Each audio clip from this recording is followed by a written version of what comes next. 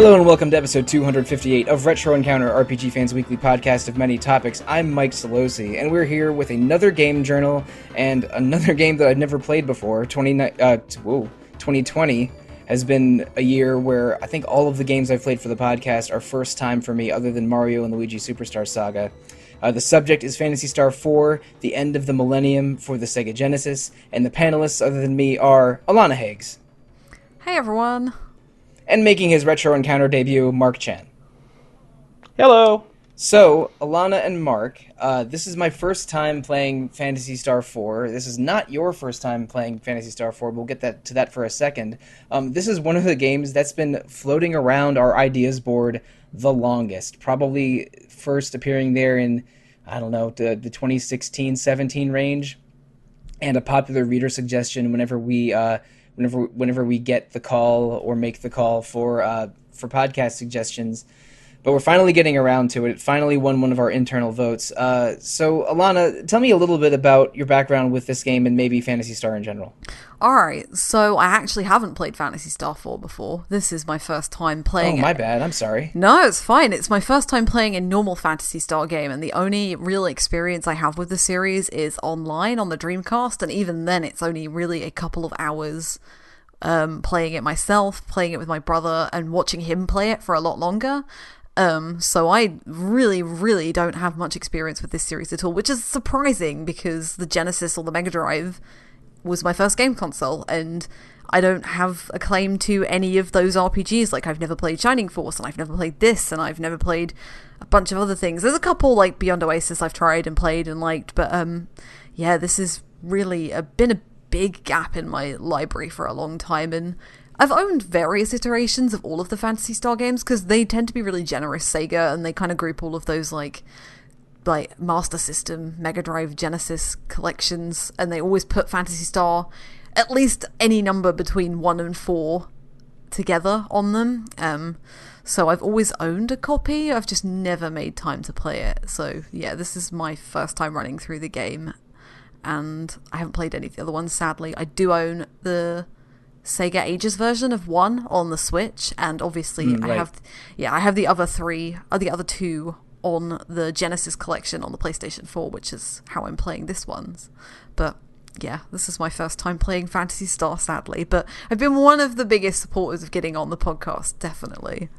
Oh yeah, we've had public and private chats about like how can we figure out how to sneak in Phantasy Star 4 this time. It's been around. And then other people get mad because they're like, why isn't Phantasy Star on the podcast? Like, well, you're not voting for it. We're like a Sega originating site, you know? We've got Lunar and you don't want to see it, so it's all on you. You've got to vote for it if you want it, but we did it in the end. And here we are. It only took, 5.5 years of the podcast. Never mind. So Mark, what's your background with Phantasy Star 4 and Phantasy Star in general? Okay, so Phantasy Star is something that I actually came into through the dreaded world of emulation. Because at the time, there was no good way, when I had finally learned about Phantasy Star, there was no good way for me to get a hold of the carts. And Phantasy Star 4 in particular had a bug in it where most emulators would just freeze up midway through the game. You would go into a battle, game would crash, and then your save file was borked, so you had to start over again. And for the longest time, that put me off of playing Phantasy Star 4 until I did my due diligence, went and got a cart, and then enjoyed it so much, I went back and bought the entire series and said, alright, I'm in. However, beyond playing it, I had been aware of Phantasy Star for, since 96, I think, because the role-playing chat room on GeoCities I used to frequent had a lot of fans who would draw their characters from Phantasy Star and, use art from the game and stuff like that. So I was always kind of aware of, Phantasy Star Net and the whole saga of, Dreams Within Alcidian and things like that. And then when I finally sat down to play the games, I really kind of understood, with Phantasy Star 4 especially, why this was such a big deal to these people. Like, this was such an emotional journey. It was so well told. It was very different from what I was used to with Final Fantasy, because you've got these wonderful manga panels, like manga style, anime style panels to tell you things. Where before you'd be used to like Setzer and Locke flapping their fingers at you in tiny little chibi sprites. So it was a real, like, it felt strangely more grown up and than Final Fantasy. And I would say I really enjoyed that its theme was very unique, with its world setting being sort of a science fantasy thing. Yes, we have laser guns and teleporters and robots, but strangely are also fighting with swords, because why not? Works out. So yeah, and like, I got into Phantasy Star Online after that and stuff, but for a bit there, I was very much Phantasy Star IV advocate, and for me, it just is the pinnacle of the series. I mean, also literally, but also I think the most enjoyable in the entire thing. All right, well, my background with Phantasy Star IV and Phantasy Star in general, and Sega in general, is almost entirely blank. I never owned a Sega Genesis or Saturn or Master System. I knew Phantasy Star by reputation only. When I was really into the Square oeuvre of RPGs in the 90s and 2000s, Phantasy Star IV in particular was held up as like, oh yeah, that's the Genesis's great RPG. But I've mentioned in other podcasts, I've never beaten a single-player Genesis game before in my life, and and I'm playing this on the Genesis Mini, but like Alana, I was aware of this game being available in a lot of different platforms. When we were starting it for this podcast, I basically had the option of playing it on Steam or my Wii Virtual Console or my Genesis Mini, because I already had all of those copies bought. It's also so cheap on Steam as well. Like, even if you don't buy the collection, it's like under $1 or about $1. No, I think it was. I think the collection is like 8 games for $5 or something. Yeah. And I bought the Genesis Mini for $33. It's 42 games. It works out to about 75 cents per game. So it for being a famously expensive cartridge, I think in 94, 95 it was over $100 American.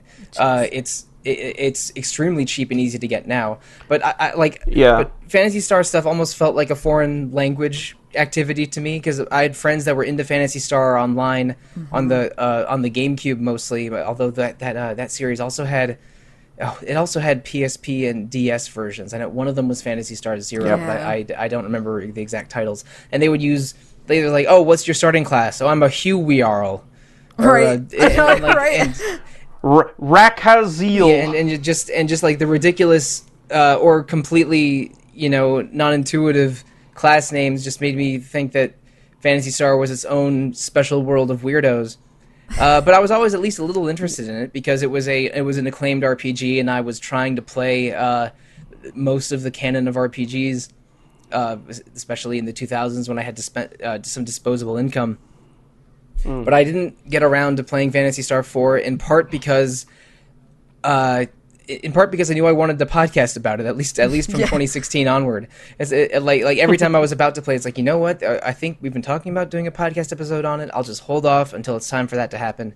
And I accrued a Genesis box in the intervening years, but when that happened, so I'm playing it on the nice. So I'm playing it on the Genesis Mini. No, I don't mean an actual Genesis. I mean the Genesis Mini. Oh, yeah, I'm playing it on a Genesis Mini, and having a lot of fun with it so far. I'm probably 15 hours in. I'm not exactly sure, because there's no hour count in this game. Among other reasons. But let's start at the beginning. They dump a lot of lore on this game on you from the get-go. There's a sort of a summary of some of at least part of the conflict in play in the sort of pre-opening menu game loading cutscene, and the opening cutscene of the game proper before you're introduced to Chaz and Alice. And there's a lot of references to previous Phantasy Stars in the body of the game itself, like creating a sense of world building and continuity that's absent in a lot of other RPG series of its era. Yeah. So, what are our thoughts on Chaz and Alice? Two hunters just trying to do their best in a mostly desolate desert world. I think Alice definitely has a very warm place in my heart. She was one of the first characters that stuck out to me as like a best friend and an older sister. You kind of get the feeling she's not the main protagonist, even though like initially she's sold that way. But you very clearly get that Chaz is being set up as sort of this audience surrogate. So like Alice is somebody you're supposed to look up to who already has this big reputation, who is, known as Alice of the Eight Strokes and things like that. Even though she hates that that reputation. Yeah. But yeah, I love her and Chaz's sort of big sister and little brother interplay. It caught me right from the beginning as like something very unique and something very heartwarming. Yeah, I would basically agree with that. I think initially Chaz is definitely meant to come off as a bit bratty. He's definitely kind of new to the role, and Alice takes him under her wing very quickly. But she's not like big sister is the right way to put it, I think, because she's very much stern with him, and she's like, you need to hold your sword properly, and you need to do this, and you need to do things like that, and don't rush in. Mm-hmm. She's really great at like kind of molding him into a really interesting and kind of cool character. Actually, I think Chaz grows into his role really well, and I think it's nice to see because you often get RPGs. Well, there's an example I was thinking of.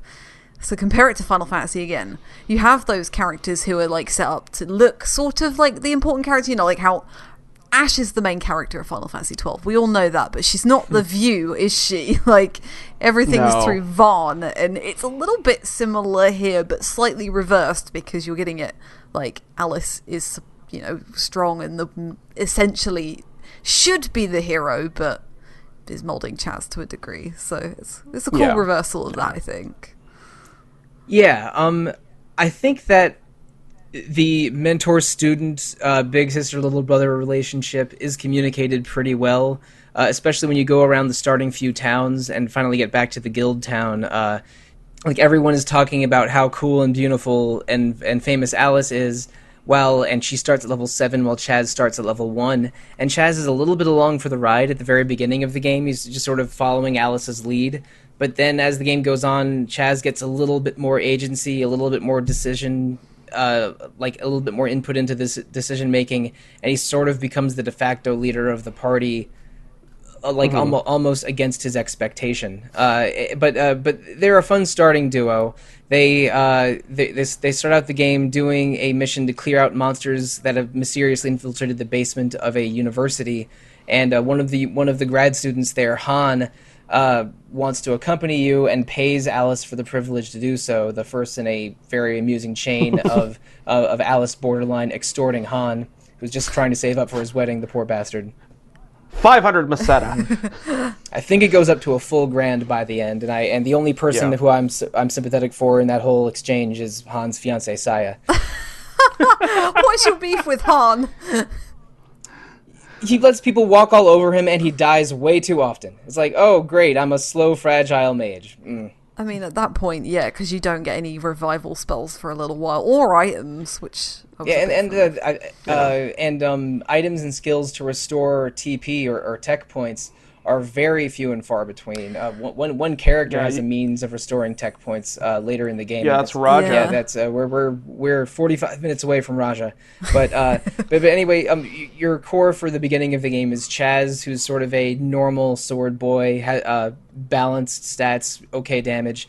Alice, who's agile, has a variety of skills, can attack all enemies with her slasher boomerang weapons, and Han, who is a mage with some offense and some healing. But in the academy, the principal's acting shady. You find labs that may be creating the monsters. Not labs, more like a lab full of capsules that might be creating the monsters that are infesting the place. And when you demand secrets out of the professor, out of the principal, he admits that he was basically forced to put that equipment in there from a mysterious man named Zio, and the professor, that Professor Holt, I think. Yeah, Yeah, Professor Holt, who found those capsules originally, has gone missing, and Han is Holt's protege. And again, every time there's a new plot point with Alice and Han in the party, like, she says, "Okay, we'll continue this quest for you, but you got to pay up." So there's some more money from out of Han, and they go investigate where the professor is. It's a ruined town with where everyone's been turned to stone, including the professor. So that gets you on the path to look for a way to restore the professor, which takes you to a small town of Motavians. I should mention, this is not the humanoids' native planet. Whoops. Yep. The world of Phantasy Star takes place in a star system with at least 3 major inhabitable planets. The first one, Parma, was destroyed in Phantasy Star 1 or 2.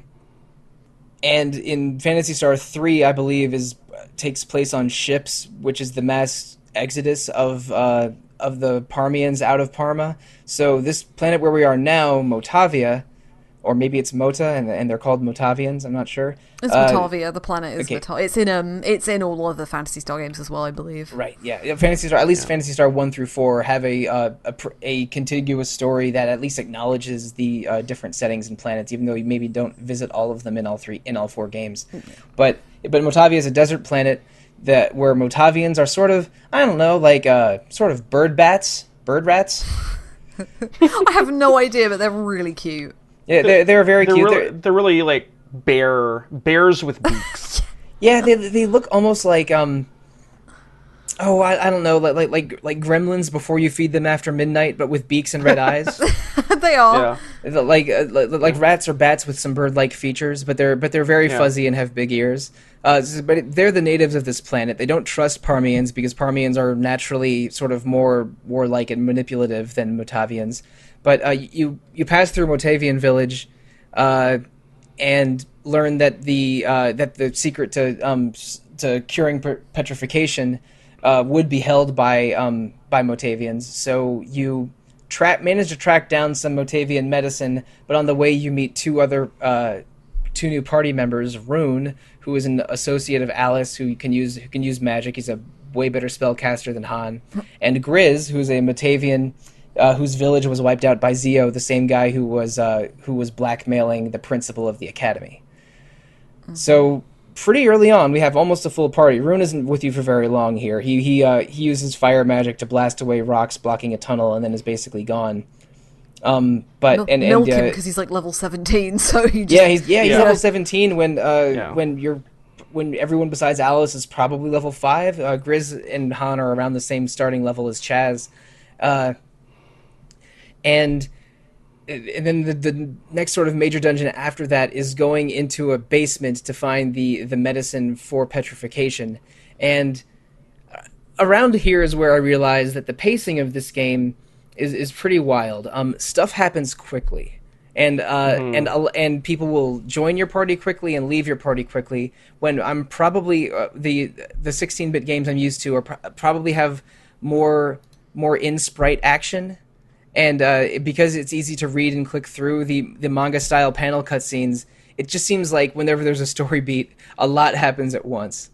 And at one level, I really, really value the game not wasting my time. But sometimes there would be things that happened where I would just say, wait a second, what just happened? Okay, all right, now the entire object of the game is different. Okay. Yeah, that's probably system limitations as well. Like, they just have to skip through everything really quickly. And I really, really like the pacing, actually. I think it's really...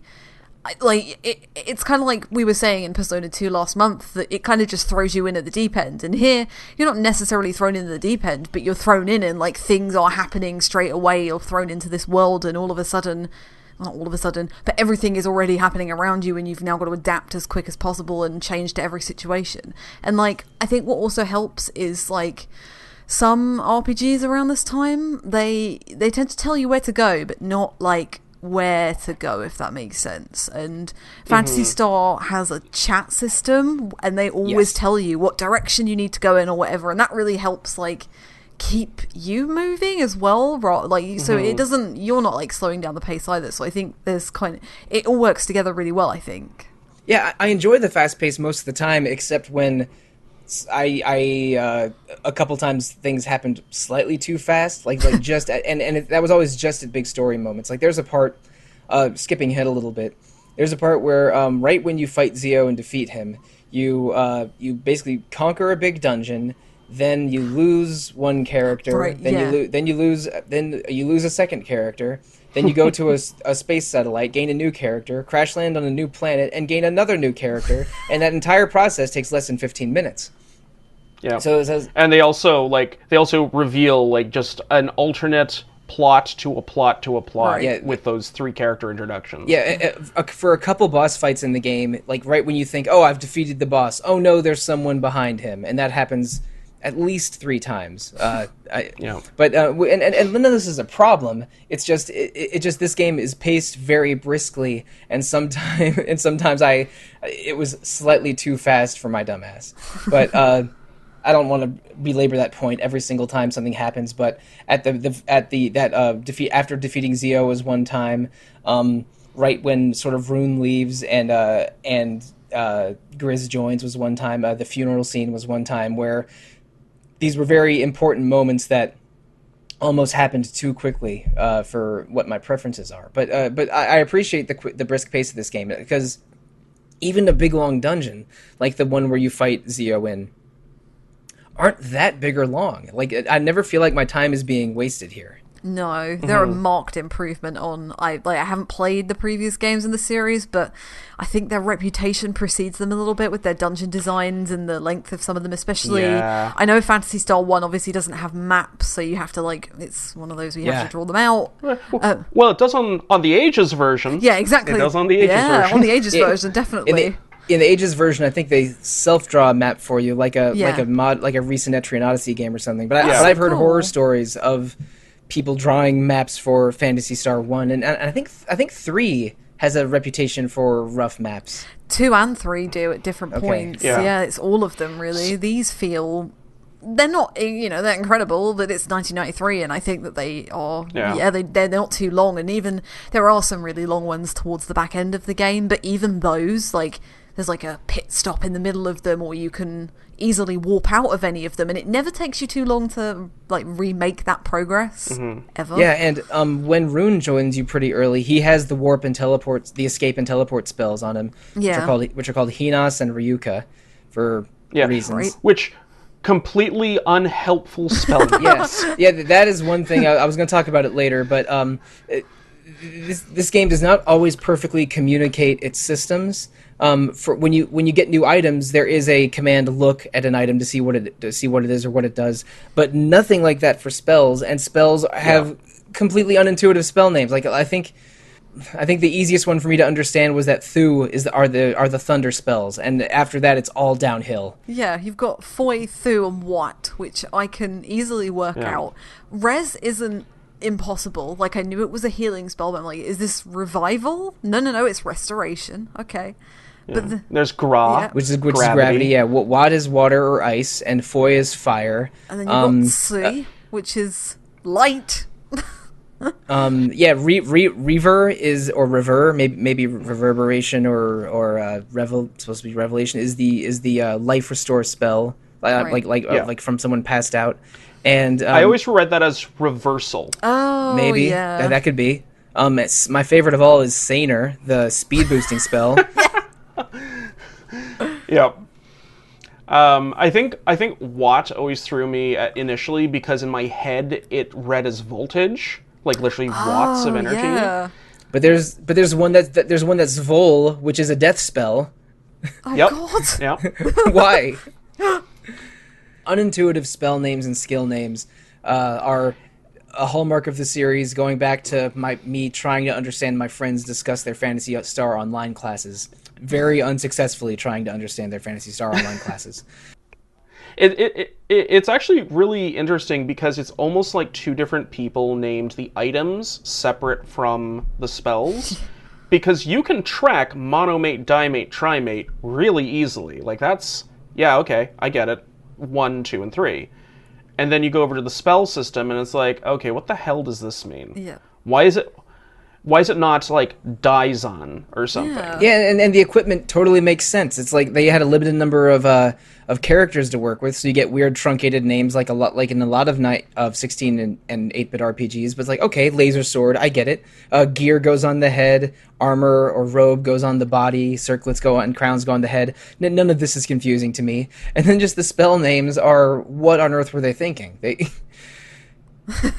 Right, yeah, the skills, because it's skills and techs, isn't it? And yeah. Again, my brain is like, skills are spells and techs are, I'm gonna get techniques, yeah, but like skill in my head is never a magic spell, ever. It's always a tech or I don't know, magic. And they canonically call it magic, right, when they're talking about but magic is a skill, not a technique, because techniques are well known around the world. All of the non-android characters can use them, and they use the common resource TP. But then Rune uses some skills, and Han, who's a scholar, recognizes that they aren't regular techniques. And it's like, yo, are those magic? And Rune is like, yeah, it's magic. Don't worry about it. But all of Rune's but Rune's magic spells are under the skill menu, and skills across all characters don't use TP. You just get a limited number of skill uses that, they use a separate resource basically, or a unique resource. So yeah, there's techs that use TP, there's skills, that's anything that isn't a tech. Magic counts as a skill. It is not easy to explain.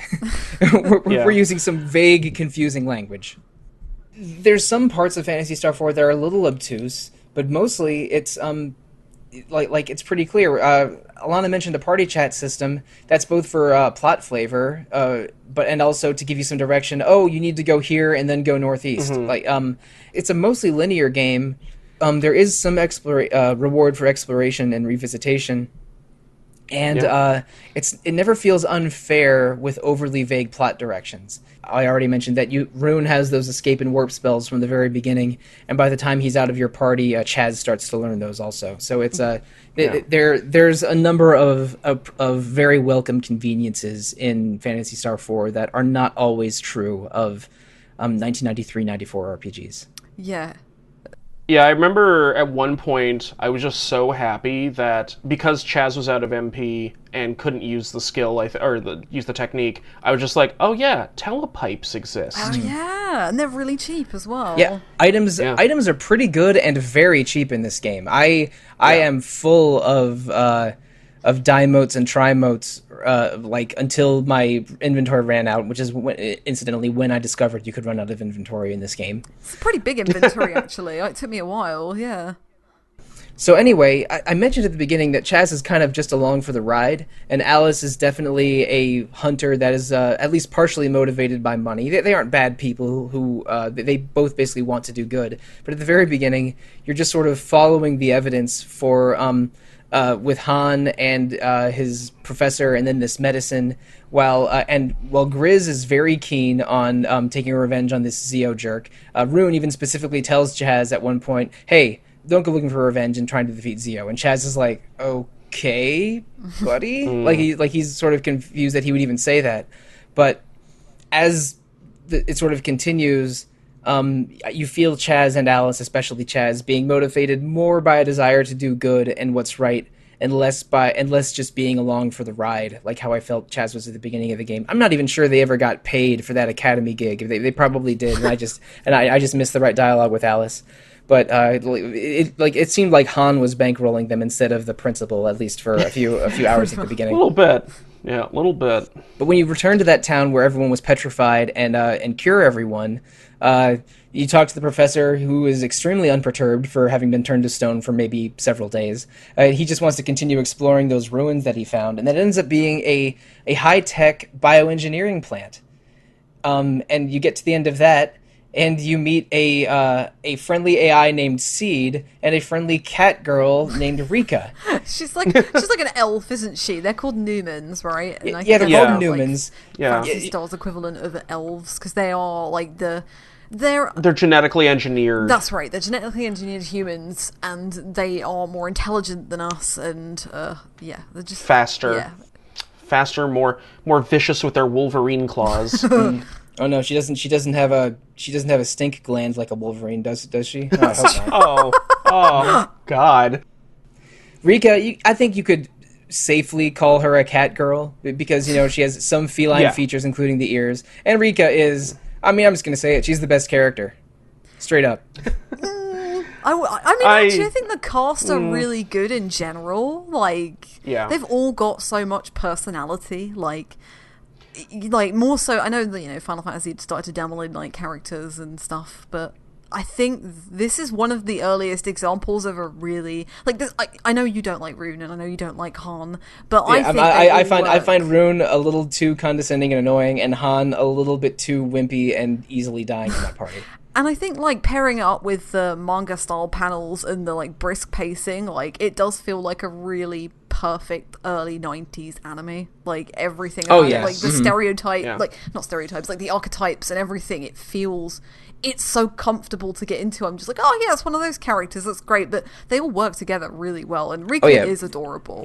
From the pretty good dialogue to the pretty good cast diversity to the poofy hair, especially among the women, feels very late 80s, early 90s anime in a way that is very, very charming and fun for as someone who mostly grew up with that with that kind of aesthetic in my early anime experiences. But I like Rika because she's slightly naive but very positive because she's only been alive for 1 year. Again, she was basically created fully grown and then rigorously educated in basic world knowledge. So she's inquisitive and positive, but also really strong in battle. She's very quick. She has a pretty good healing magic and pretty good physical attacks. So she's some kind of agile paladin. A lot of people put her at the front of the party because even though she's not that strong, it means that she always gets her first attack or she always heals first. Yeah. And I love that ties back into who she is as a character as a Newman and all that sort of thing. I put her in the second position in my party because in general, the characters at the front of your party will be targeted more but are more likely to go first, and the characters at the back are less likely to be targeted but also more likely to go last. The agility stat also influences how early you go. So by putting her in the second position, Rika goes first a lot because of her high agility, but not always. And I have my second favorite character is the character I put first. We'll talk about him in a little bit. But is it Ren? Yep, hell yeah. Ren's so cool. I love Ren. Yeah, Ren's great. Yeah, you get. We'll skip ahead a little bit. On the journey to track down Zio, you go through the wreckage of a ship that I am 99% sure is from Phantasy Star III. Yes. And you visit a town where everyone seems to worship Zio, where he preaches a gospel of destroying the entire planet and then rebuilding it, which is a very suspicious agenda RPG. To be excited about. He is Mr. Tall, Dark, and Handsome as far as villains go. Oh yeah, he checks a lot of boxes on anime villain RPG boss, but he's almost without backstory or motivation other than worshiping a dark god. Right. Yeah. He even gets the cool you see the back first and then he turns his head. You get that entire shot. Yeah. And he's definitely the hot topic villain in Phantasy Star. Yeah, and he even has the dialogue with him invisible. Then he walks in from stage right, does the dramatic cape. Oh, but it's so cool thing. though, isn't it? It's a certain very very edgelord, very chuny kind of cool that I'm sure a lot of people appreciate. But he was just so obviously evil. I was ready to punch him in the face from his very introduction. But around the time you recruit Rika, you learn that the bioplant is one of several facilities on Motavia that is basically preserving and sustaining Motavia's ecology. It was a planet in danger of destruction similar to Parma, but an ancient civilization put in all of these labs and plants and facilities to sustain it. Later, you visit a plate system lab that prevents it from breaking apart in earthquakes. There's a climate control lab on the third planet or the next planet you visit. So there's a lot of facilities like these, and they're all controlled by a central system called Nervous. And Zio has taken control of Nervous and is going to try and have the whole planet break down in fire. So I just want to interject with a childhood memory of this, because I was a big Calvin and Hobbes fan. Oh, as am I, yeah. 10 years of a perfect comic strip. Yes. And the thing that always got me about Phantasy Star having climate control as like a central plot agency was just Calvin complaining, "It's the future. We still have weather? What the hell is this?" They should have incorporated some of Calvin's remarkable cardboard box technology into this. When you try to take down Zio the first time, he puts up some invincibility barrier and knocks you all the hell out, but does a fatal attack, or I should say a near fatal attack, that Alice takes head on. Yes, the dark wave. Yeah, and when you spirit away back to Han's hometown to have her treated, it's like consuming her from the inside like some kind of dark disease, and she suggests that you track down Rune, who might use the power of his mysterious magic that he insists is no big deal to cure her. And you're accompanied by an android you liberated from Zio's fort named Demi. Oh, I love Demi. Yeah, and so cute. Yeah, Demi and Ren. The androids in this game are great. You get a cute girl android and a thick boy android, and I love both of them. Yeah, you go to get Demi because she's the only android who can control Nervous, right? Yeah, she's like the caretaker of Nervous. Right. Yeah. Similar to how the AI Seed was the caretaker of that bioplant. So your ultimate goal is to get to Nervous to stop all of the systems on Motavia from going haywire. But before you can do that, you're going to try and cure Alice. On the way to doing that, you notice that you cross over a town that's being plagued by earthquakes. So you got to go into another facility called the Plate System so Demi can straighten that out and stop the earthquakes. And you're sort of amusingly cornered into doing that task. Like Chaz is like, but we got to go save Alice, right? And the villagers all surround him simultaneously. Goes, oh, thank you so much for stopping the earthquakes. You're gonna stop the earthquakes? Yeah, Great. it's because Grease is scared of earthquakes. Yeah, poor Grizz. It's like Bear Bird is like terrified of the earth opening up, and I can't totally get that. So it's like a puppy being afraid of thunder and lightning. You of course you want to comfort poor Grizz. Yeah. After you fix what's going on with the plate system, you go to this big tower, which I'm not sure is properly explained, and you meet Rune again. Get an item called the is it the Psycho Rod or the Psi Rod? The Psycho Wand. Psycho Wand. Yeah. That's it. Yeah, the Psycho Wand at the top of the tower. Which you need to get to Nervous, correct? Like yes. To break the barrier to get to Nervous, because Zio put his fort directly above Nervous, which of course was his intention. And sadly, when you after you get the rod and go back to the town where Alice is staying, she's too far gone, and she says her goodbyes to Rune and Chaz, and you have a very brief, very sad funeral. Yeah, it's horrible. I was really surprised. I did not see it coming sad. at all. Like the minute she takes on the dark wave when you first go to fight Zio, I was really shocked. Like. Yeah. It's one of those spoilers that I'm surprised I haven't heard of. Like, I'm pretty bad with spoilers. I will go on the internet and go wild and read things, but yeah, I never knew this. I probably shouldn't have been so surprised. She's the mentor character. They're setting her up to, to sort of pass her mantle as a hunter to Chaz. And she also falls behind characters in levels and power level up to around the final dungeon before she leaves, which is Zio's fort. Yeah, you can in retrospect, you can definitely see it coming. The first time, I think it's a shock, and then when you replay the game, it's like, no, that's designed in. Like you can see the tells. Chaz has a heart-to-heart with Rune and Rika separately. That each take only a few seconds because, again, of the weird pacing of plot points in this game. Yeah. But it definitely reveals Rika as, like, cheerleader and optimist of the party. Oh, yeah.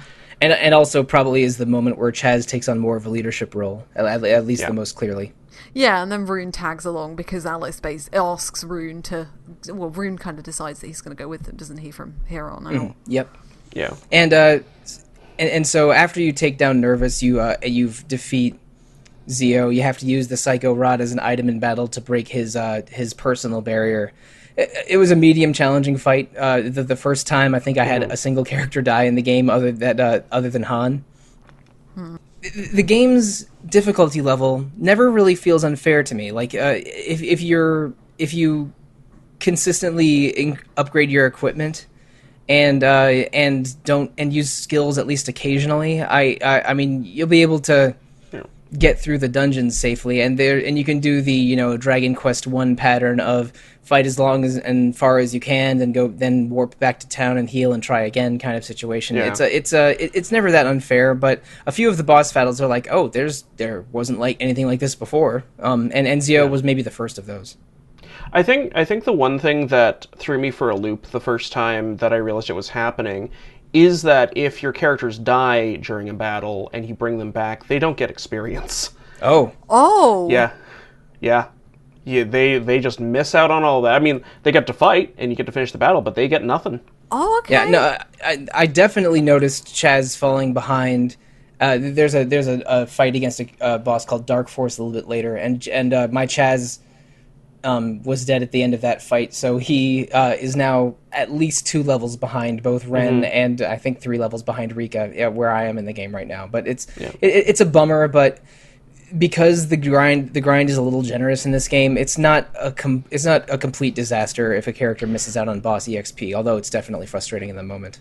Yeah. I think the thing with the grind that I find at least personally alleviates a lot of the regular boredom I'd have with it is that not only are battles quick and obviously with macros you can make them even quicker, but it's nice to look at the enemy designs. Oh yeah, the animations in this game are amazing. I love I love the rear attack animations where you, like, when it's a character's turn, you see a rear profile of them and then them do their little animation. It reminds me of one of my weird favorite RPGs, the Seventh Saga, which is a little bit little bit younger than Phantasy Star IV.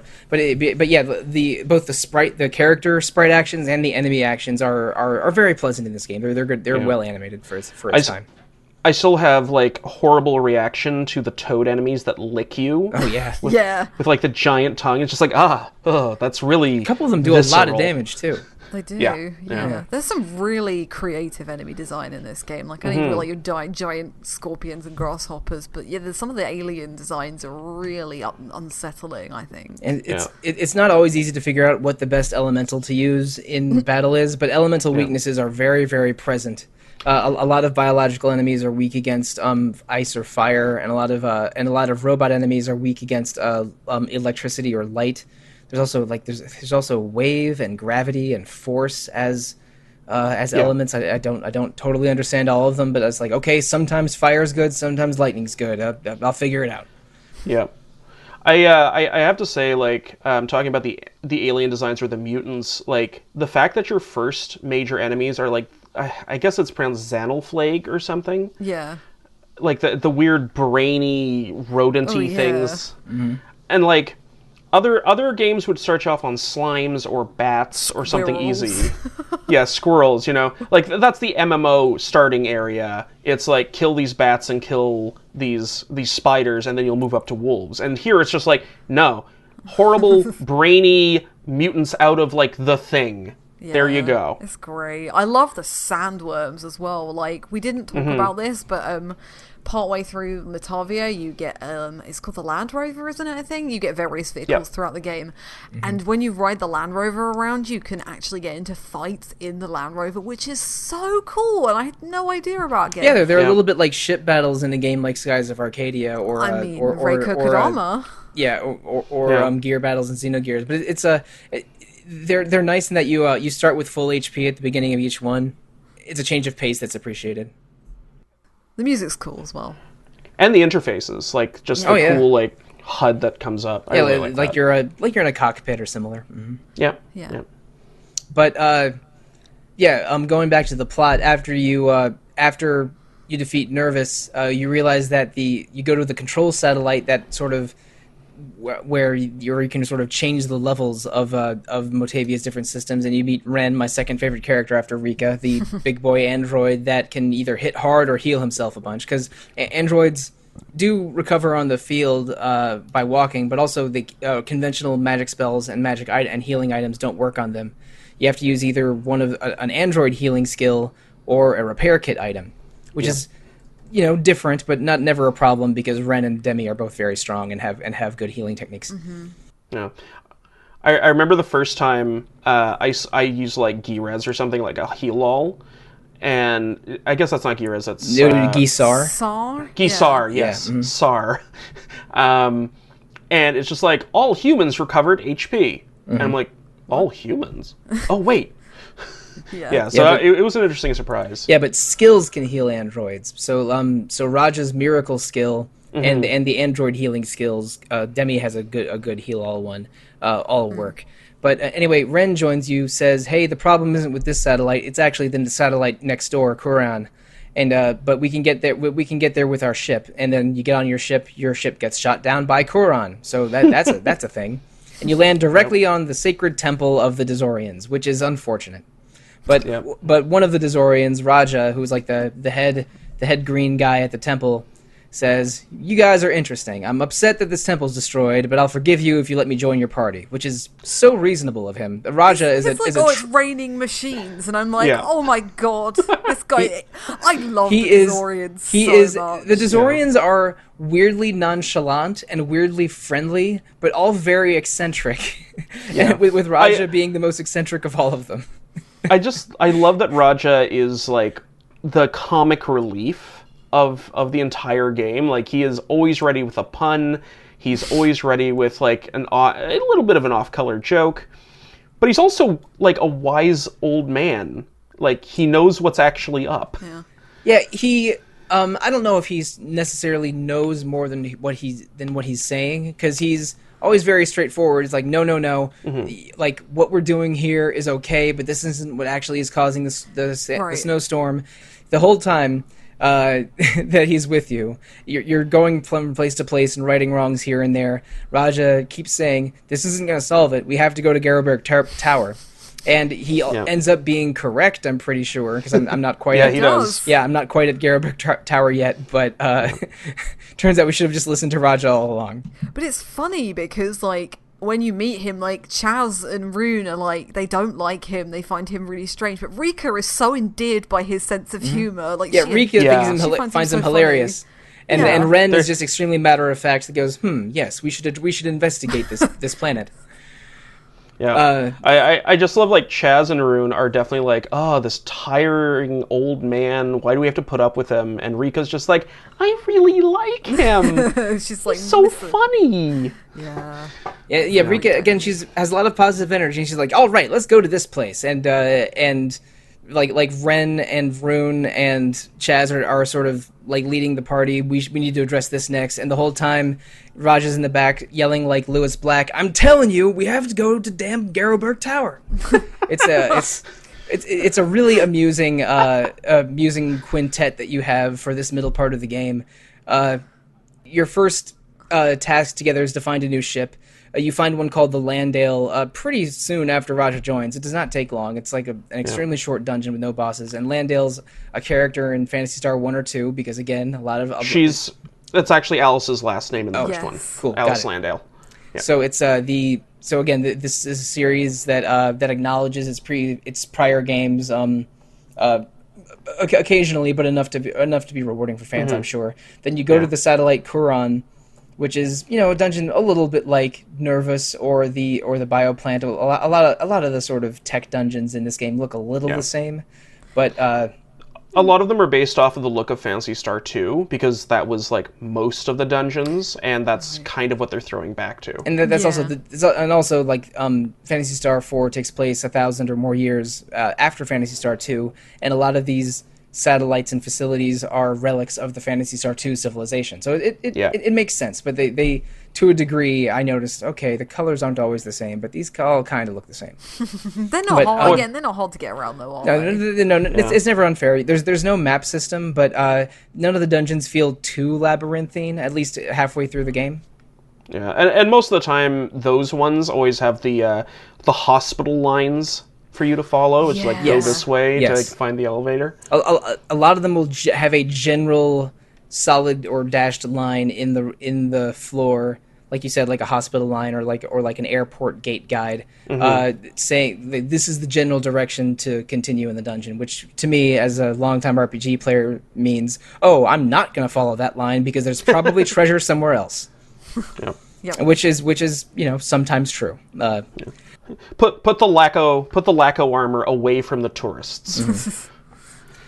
So the boss at the end of Kuran is Dark Force, which is, to my understanding, an important boss enemy in previous Phantasy Star games, and also the god that Zio, from way back in Motavia, was claiming to worship. And so you defeat Dark Force. That was the boss I struggled with the most in my incomplete playthrough, and where I had, I think, 2 characters die and fall behind in experience.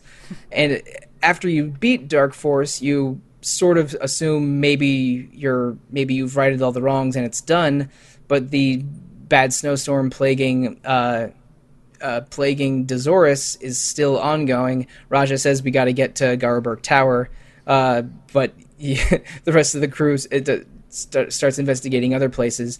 You get a vehicle like the Land Rover called the Ice Digger that lets you break down some of the ice walls, preventing you from getting to certain other places in the game. You go to a climate control lab. Before I got to that lab, I found a cave full of some weird moon cats. Yeah, it's a Phantasy Star 1 reference, isn't it? Again. Yeah. Right. But I remember Muscat and Meow, not because I've played any previous Phantasy Star game, but Alana, we had an episode years ago called The Practical Cats of RPGs, and our mutual friend Rob Fenner taught us all about Meow and the Muscats in that episode. He did. But you do the climate control lab. They're like, this isn't going to solve your problem. You go a couple towns over, and Raja falls ill. There's a town with a lot of sick people in it, and Raja gets the same illness. And Rune recognizes it as the same thing, or at least a very similar thing to what killed Alice. Yep. And so you realize, okay, the Dark Force, Dark Wave stuff that Zio and Dark Force wielded is still around. We gotta solve this. And shortly after, you rescue a young woman named what's her Kira. name? Yeah, Kira. She joined my party like right before I stopped playing, earlier today, in fact. But Kira she's an Esper. She has psychic powers. She uses weapons and has some skills similar to Alice. So she's a little bit of a Alice adjacent character who I don't like as much from my extremely limited interactions with her. But her, at least the leader of the community that Kira is from, is a character who's thousands of years old, allegedly, from Phantasy Star 1, who's being held in a place called the Esper Manor.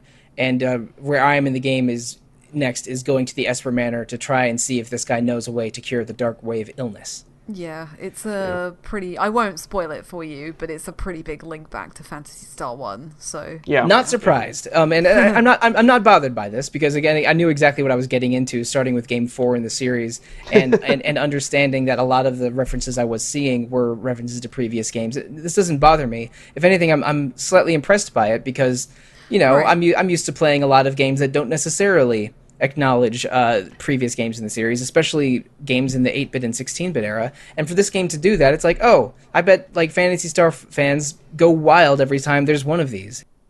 It doesn't do it in a way that punishes you for missing out any of the other games. I feel like I'm picking up enough. I can go that sounds like an important name, and I can find out that it's from, Phantasy Star 1 or whatever.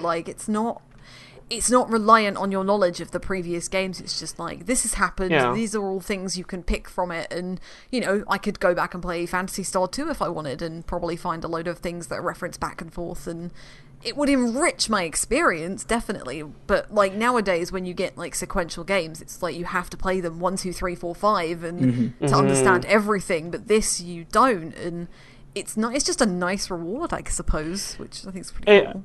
I think narratively they really managed to make use of that 1,000-year gap so that, yes, things have to be re-explained to the characters so you get it, but in that sort of vague way where it's not, you're not watching a recap of events. You're kind of picking up a little bit of a history tidbit, and it's oh, this tower belonged to so-and-so, 1,000 years ago, or this magic item's been sitting around forever, or this person is related to that person, so you get it, but it's not, like, as you said, it's not too integral where you have to crack open, like, a reference manual for the thing. Or play all 3 other games, yeah. Yeah. But me having a vague idea of all of it is, it's fun. I am having fun with this game so far as a complete Phantasy Star novice. I enjoy the character interactions, especially when they don't involve Rune, that jerk. See, I love Rune. I think Rune is just the dreamy, handsome boyfriend that, you look up to a little bit. And I'm not a person who judges books by their cover, I guess. Wow, he's calling me shallow now. Yep. So I have a funny story around Rune. Actually, there is an anime/manga called Here is Greenwood that I really love, and it's sort of very much pointed at a female audience, I suppose, because it's like five or six main handsome young men who live in a dorm together. Blah blah blah. It's college era sort of shenanigans. But for one of the anime adaptations, they essentially are helping somebody develop a game or something. I can't remember exactly how the setup goes. And they get turned into RPG characters. And one of the main, like the tallest, most handsome one, basically looks like Rune the entire time. He does have a really, I don't want to, generic's the wrong word, but he does have that very much classical manga anime. Yeah, he is character the close design. Yeah, he's the closest thing to a Bishonen in the game. In fact, he's basically a textbook Bishonen. But I'm just annoyed by him because he's really condescending and is deliberately hiding things from the team when he shouldn't be. I think he's just trying to, I'm not trying to justify it, but I guess he's just trying to find the right moment. But again, that's like a cliche, isn't it, with all the RPGs, I guess. I don't know, I like him. No, I like his rivalry with Chaz. Like, Chaz is immediately like, who's this guy? And Alice is like, just put up with him, it's fine, kind of thing. Like, there's something there. But I really like the cast interplay has been really fun the whole time. My favorite being probably the recent parts of the game where your characters are Chaz, Rune, Rika, Ren, and Raja. That's really fun characters, really fun interactions. I almost wish the game was slower paced and had more dialogue so I could get more of these interactions. That'd be cool. Yeah, it's one of those situations where, because they have the party chat system, I kind of wish they would, like, obviously too early to do this, I guess, but I wish they had borrowed more from, like, Dragon Quest's party chat system, especially, like, the only thing I liked in 7. I know, I'm a heretic. No, there's a lot of heretics in Dragon Quest 7. The church is a big part of that game. The thing with Dragon Quest 7 that I really liked was that, your party members had a lot to say. And I just, like, if they ever decide to actually, like, make Phantasy Star 4 again and, like, kind of do, like, a remake of it, as opposed to just, like, a graphical upgrade like they did with the Sega Ages stuff, I would love more party conversations. I would love to hear these characters, sit down, Dragon Quest or Breath of Fire style, and just, like, actually sit around the campfire and shoot the breeze. You know, like, that would be great. You mentioned Breath of Fire. That was actually an issue I had with Breath of Fire 4. Breath of Fire 4 has 6 main characters. We played it for the podcast, you and I, Alana, 2 years ago or so. 3 years ago, nearly, yeah. 3 years ago? Yeah, oh, geez.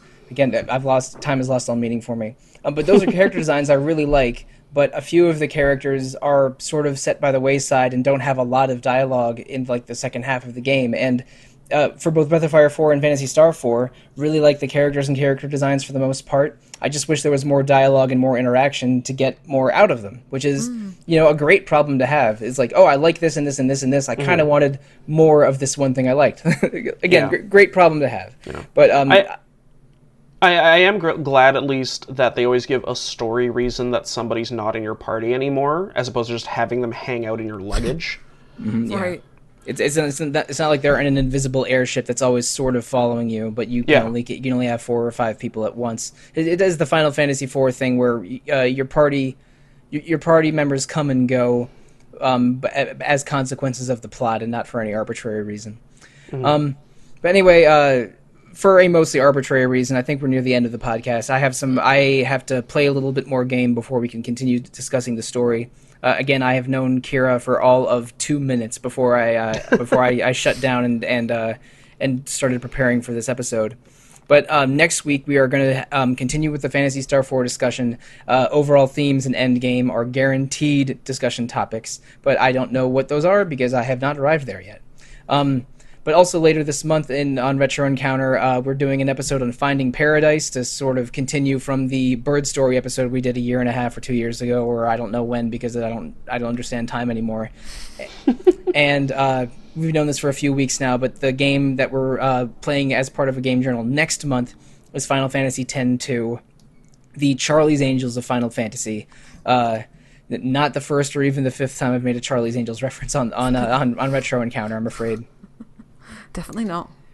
My sister really, really loved the early 2000s Charlie's Angels movies with Cameron Diaz, Drew Barrymore, and Lucy Liu. So I've seen both of them several times. They aren't great, but but I know them a little too well. Underrated Sam Rockwell performance in that first one. Yeah, true. Mm-hmm. And also there's a Tim Curry sighting in that first one, and I always appreciate Tim Curry. Yeah, there is. Mm-hmm. But anyway, this is not a Charlie's Angels podcast or a Final Fantasy X-2 podcast. This is the Retro Encounter podcast. Thank you so much for listening for an hour plus on Phantasy Star IV. If you want to reach out to the podcast directly, you can email retro@rpgfan.com. You can also comment on RPG Fan's message boards, Facebook page, Instagram page, Twitter account, Discord server, Twitch channel, something streaming on Twitch every day. All of those things are either called RPG Fan or RPG Fan.com. RPG Fan also has 3 other fine podcasts: Random Encounter, focusing on randomness; Rhythm Encounter, focusing on RPG music and recently returning from a long hiatus; and Phoenix Edge, which is weekly, recorded on YouTube, and is mostly focused on current events. You can review Retro Encounter or those other 3 fine podcasts on iTunes, Google Play, or however you are listening to us. Please provide feedback if you are willing and able to do so. But more importantly of all, thank you, Alana and Mark, for joining me on this weekend afternoon to talk about a game that's from 26 years ago. I know, right? That's great. Yeah. I'm having so much fun with it. Oh yeah, I am enjoying it a lot, and maybe my favorite thing of all is enjoying the Sega Genesis sound chip for the first time. What do you mean it's the first time? You've played Golden Axe. You've already experienced it. It's all on YouTube. I have listened to the Streets of Rage 2 soundtrack quite a bit because I love Yuzo Koshiro, like one of my aunts or uncles. Everybody does. And Yuzo Koshiro did the the menu music to the Genesis Mini as a nod. He did. And it is a certified jam. I love it. Of course it is. And in fact, like when I was procrastinating starting this game a little bit, I knew I wanted to play it on the Genesis Mini, and I just listened to that. I spent an entire evening, at least an hour, listening, just playing around in the opening menu to that game and watching the autoplay menus of random Genesis games before starting Phantasy Star IV. So I could be way further along than I am, but I was just distracted by other Genesis things. I was going to say, I think Yuzo Koshiro is a pretty good excuse, if there's any. Oh, yeah. Let's see. We've told our listeners how they can interact with RPG Fan. How can they interact with us individually? So let's share that with them, starting with you, Alana. So best place is probably Twitter. I am at Alana Hagues on there. You can come to the Discord as well. I am at Alana on there. I tend to lurk around in the podcast channel. But if you want to email me directly, you can do so. My address is alanah@rpgfan.com. All right, and Mark, how can listeners reach you? Twitter is my ideal. I am at March of the North. And you can also catch me on my Friday feature, Flashback Fridays, and leave me comments on the forums. All right, listeners, and if you want to reach me directly, the best way to do so is Twitter. I am at The Real Monsoon most of the time, at Evoker for Dogs at other times, and on RPG Fans Discord, I am at Monsoon Mike. Or just Monsoon Mike. Is there an at for Discord? I think there is. You can at people, yeah. Discord is like at the very top of my glass of social media venues that I can handle. I assure you nobody's eloquent on Discord. Discord is a struggle for me. But speaking of struggles, I don't think playing the rest of Phantasy Star 4 will be much of a struggle because I think I'm right around the halfway point and I'm having a lot of fun with it. So listen next week. Thank you. Good night and good luck.